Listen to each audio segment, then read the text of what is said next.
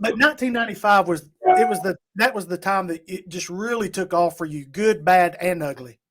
I always like to say it was the best of times and it was the worst of times. I mean, it's such it's such life, man. When you get to where when you finally get to where you think you're going, uh, and you look around you and you're in quicksand, and Mm, the only thing to do is just to keep going because you sure as hell don't want to go down in the quicksand.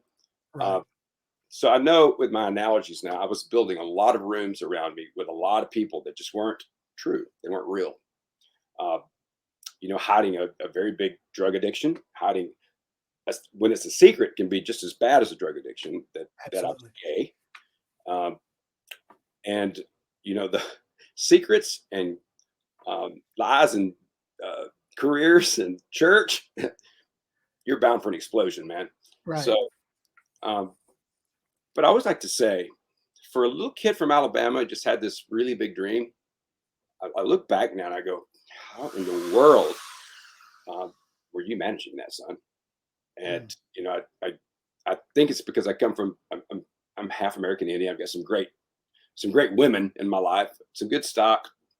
But I think years ago when I walked into rehab, the director, who's a really good friend of mine, said, "Son, you might have walked in here, but your soul was on a gurney." And I said, "Yes." So I've learned that you can flatline in many ways. Your heart can flatline, you'll die. But hmm if your soul is flatlined, man, it's it's almost as bad as dying because Yeah. you've entered a place in your life where you don't feel anything, and you're going through the motions, and you think you become a really good liar, and you think you become a really good actor. Um, but as my sponsor told me a long time ago, he said, "Man, I know you think you're painting this beautiful Monet." He goes, "But child, that was a paint by number." Wow. Said, "Well, it was upgraded." hmm But that's called doing the best you can in the heart of a disease, and still finding that there is an energy, a God, a higher power that still has your path uh, laid out in front of you. Because sometimes I think uh, that I flatlined a long time ago, but this heart kept going, and it my heart might have had 9 lives. I don't know, but I I know this, that from where I'm sitting today and I'm very organized, even my junk pile here. From where I'm sitting today, uh, I don't have to do it perfect. I can have my furniture all around, and I know that probably if the 10-year-old were in control, and the ADD, and the bipolar, all these things that I know about myself now, because I had the opportunity to understand my disease and understand my person. Uh, well, this would be all set up so pretty with lights everywhere, and had my hairspray going, but I don't need to, man. I don't, because um, the truth is the truth, and being able to sit and so authentically. I'm about to enter a time in my life right now with this new record, that I'm able to tell more of myself than I've ever been able to tell. Mm. And you know, those tiny little, still even in recovery, there can be a closet you forgot to clean out, for lack of a better word. Right. Right. And I don't have to tear the house down. I just get busy with the broom and a mop and clean it up.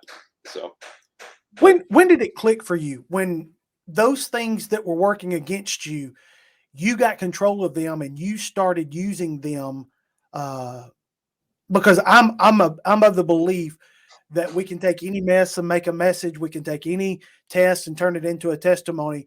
But it happens when we get the power over what used to have power over us. When did that change for you? when I took the journey to start loving myself, Mm, because if everything on the outside is The Walking Dead, um, there's a problem. Um, I had me and God and a lot of great people brought my soul back to life. Uh, mm, yeah, I mean, a place that I actually wanted to be on this earth. Um, And when I started doing trauma work, man, when I started, which is, I'm probably more in love with myself than ever right now. But I I had to go really deep, man. I buried some stuff so deep. It's just like the way it was explained to me. There's just layers of tar, uh, Mhm. and over time, it just turns into cement. It just turns hard, and you have to you have to be willing to fight for yourself.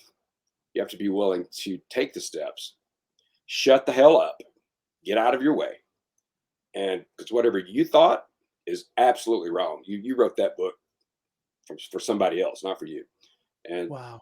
yeah, and so when I started um, taking a really long, hard look at myself, my history, maybe some DNA history, uh, that I was able to at least get equal footing with the disease.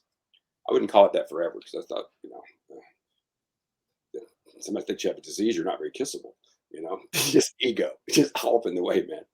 Yeah. Uh, yeah, so I have so much so gotten into this journey that I just now starting the opportunity to be an actual licensed sober companion to work with others on their sobriety, because Wow. that's what I'm talking about, as much as I can about sobriety with this new record. And uh, the first thing I say is, hey, I'm one of those sober people, and I'm fun, damn it.